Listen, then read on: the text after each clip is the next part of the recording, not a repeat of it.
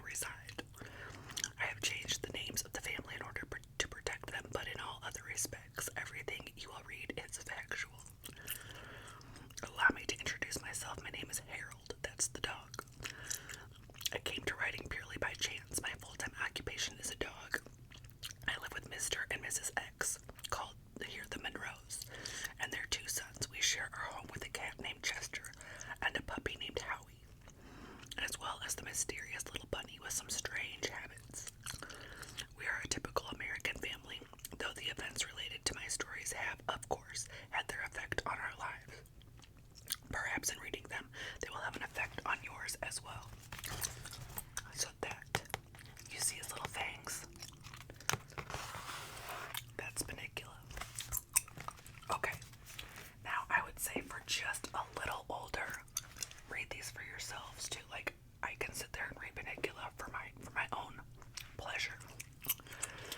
This is the only book that I haven't read in this pile, but this is The Witches by Roald Dahl. Am I saying that right? Roald Dahl. Roald Dahl. And you see her creepy little hands.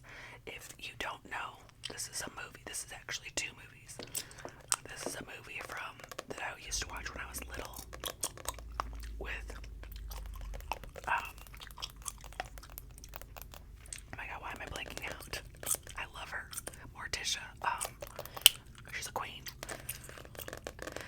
God, hold on. I was like, no, Angelica Houston. And then there's a newer remake of it. So the Angelica Houston one is from the 90s, and the remake is from, God, I think around COVID times. And that was Anne Hathaway. It was good, but it wasn't. I prefer the 90s one, but that's probably just for my attachments to it. You can definitely watch the Anne Hathaway one on HBO, but we'll get into that because I'm gonna do a, what to watch as well at some point.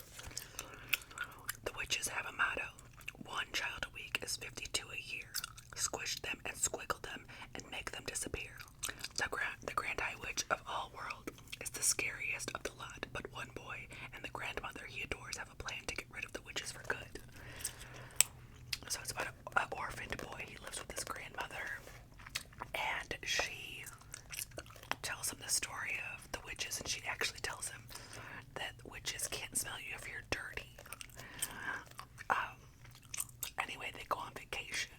Him and his grandma, they go on vacation to kind of reset, cheer up their lives a little bit. And guess what?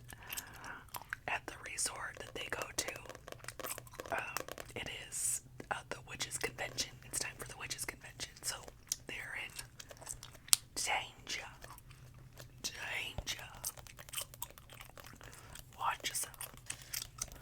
Okay, so that is the witches, and I just love this color scheme. I have a hair clip, a teletized hair clip that is called some kind of potion. I don't know, but it's green on one side and purple on the other. Actually, I need to get wearing it because 'tis the season. Okay, so we've got that. Now for dark academia. I don't even know how to explain this one. And it's a chunk. This says Babel. I've heard people say Babel, but I think it's Babel. An arcane history. R.F. Kuang. R.F. Kuang is the same writer as The Poppy Wars and Yellow Face. And she just wrote Catabasis, which is getting mixed reviews, but everything else has rave reviews. I've seen a couple people not like this, but in general, most people really love this one, and I think I gave it 4 stars. So we are going back to 1828. Robin Swift, orphaned by Clara, and so got another orphan. Orphaned by Clara in Canton, is brought to London by mysterious Professor Lavelle. There, Robin trains for years in Latin, ancient Greek, and Chinese, all in preparation for the day he'll enroll in Oxford University's prestigious Royal Institute of Translation, also known as Babel. Babel is the world center for translation and, more importantly, magic, silverworking. The art of manifesting the meaning lost in translation using enchanted silver bars has made the British unparalleled in power. minecraft serves the Empire's quest for colonization. For Robin, Oxford is utopia dedicated to the pursuit of knowledge, but knowledge obeys power. And as a Chinese boy raised in Britain, he realizes serving Babel means betraying his motherland. As his studies progress, Robin finds himself caught between Babel and the shadowy Hermes Society, an organization dedicated to stopping imperial expansion. When Britain pursues an unjust war with China over silver and opium, Robin must decide. I should have said this is not just dark academia, it's historical and it's fantasy. So it's got quite a few genres that seem fall coded to me, and look at the cover, come on. That's fall. It is a book that you have to really pay attention to. I read a lot of this on vacation, in the car, like on a road trip. And so I was locked in. I had to take my motion sickness pills, and I was able to read in the car. And then I finished it up at home, and this kind of opened the door to other fantasy novels for me, so it's special to me for doing that for me. Yeah, 4 stars.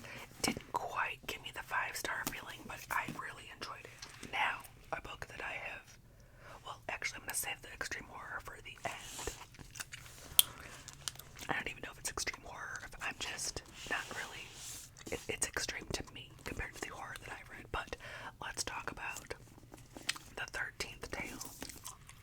The 13th Tale by Diane Sutterfield. The 13th Tale. So this is, oh god, it's kind of haunting, it's kind of mystery. It's about a writer. Oh look, I got deckled edges. This is a deckled edge copy. I do like deckled edges. I don't think I like sprayed edges. That's my unpopular book opinion. All children mythologize their birth. So begins the prologue of the reclusive author Vida Winter's collection of stories, which are as famous for the mystery of the missing 13th tale as they are for delight and enchantment of the 12 that do exist. So there's a missing 13th tale by this author. Enigmatic Winter has spent 6 decades creating various outlandish life histories for herself. All of them inventions that have brought her fame and fortune, but have kept her violent, tragic past a secret. So she writes stories about herself, and then she writes another one like, okay, that one wasn't true, but this one is. Now old and ailing, she at last wants to tell the truth about her extraordinary life. She summons biographer Margaret Lee, a young woman for whom the secret of her own birth, hidden by those who loved her most, remains an ever-present pain. Struck by a curious parallel between Miss Winter's story and her own, Margaret takes on the commission. As Vida disinters the life she's meant to bury for good, Margaret is mesmerized. It is a tale of gothic strangeness featuring the Angelfield family, including the beautiful and willful Isabel, the feral twins Adeline and Emmeline, a ghost and a governess, a topiary garden, and a devastating fire. Look at the inside. I wonder if the cover looks anything. So yeah, it's like a burgundy. It's kind of got a little marbling to it, but